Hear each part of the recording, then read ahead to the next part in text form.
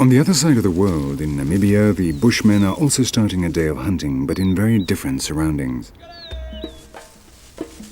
On the great African savanna, distances are enormous, smell is virtually useless, and the hunter must rely on sight alone.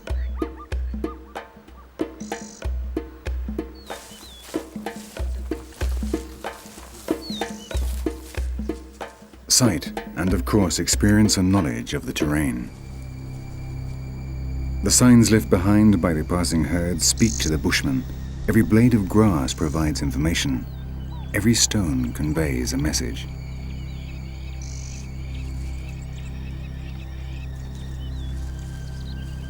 Four hunters represent four families, and they need large prey in order to ensure the energy balance is positive.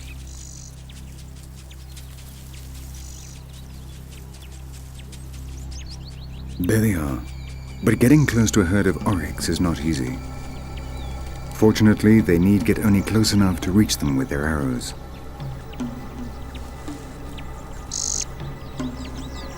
Again, the silence of the arrows is a major advantage. Though the first bowmen miss, the animals do not flee. There is merely a slight commotion. It's simply a matter of waiting until they calm down, then trying again. Now the herd is too nervous. It is time to release the last round of arrows and hope one of them will bring down an oryx. A wounded animal leaves unmistakable tracks while the powerful poison goes to work, killing it.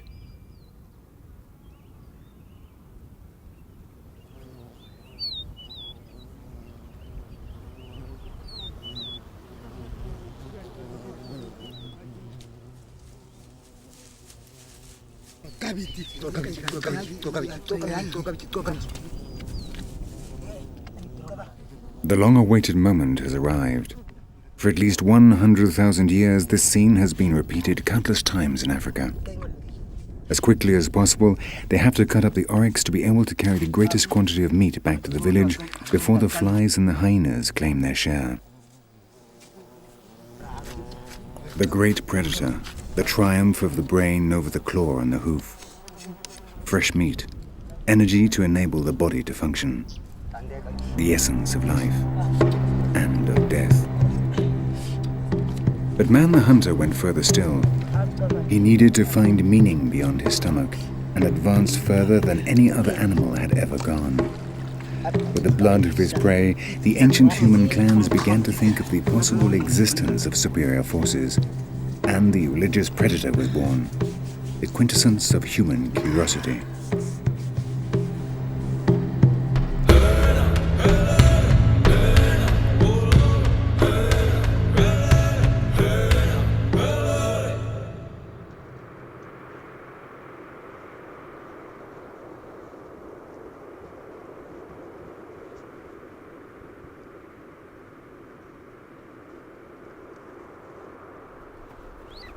In the frozen mountains of Kazakhstan and Mongolia, there still lives a people for whom hunting is much more than simply getting food to eat. According to ancient legend, it was Genghis Khan himself who first held out his left fist to a bird of prey, thus beginning this people's tradition of training eagles.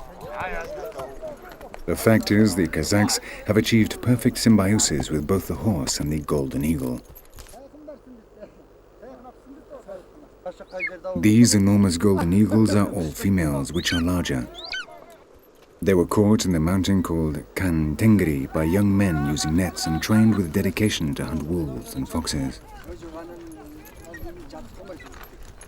For 10 years, the two hunters will live together. An old proverb says, "The eagle has his wings, the Kazakh his horse."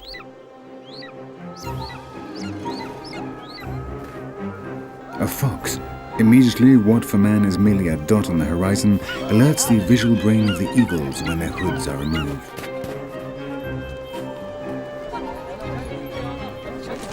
When they spot something moving, they instinctively launch into attack. Their sight is 8 times more acute than that of humans. One after another, the berkute, as they call them, with their 7 kilos in weight, swoop down, reaching speeds of up to 200 kilometers an hour against a formidable enemy that could easily kill them. And the trainer flies off after his eagle. After 10 years together, the Kazakh will release his eagle, which will live for another 20 years in freedom in the mountains of Mongolia.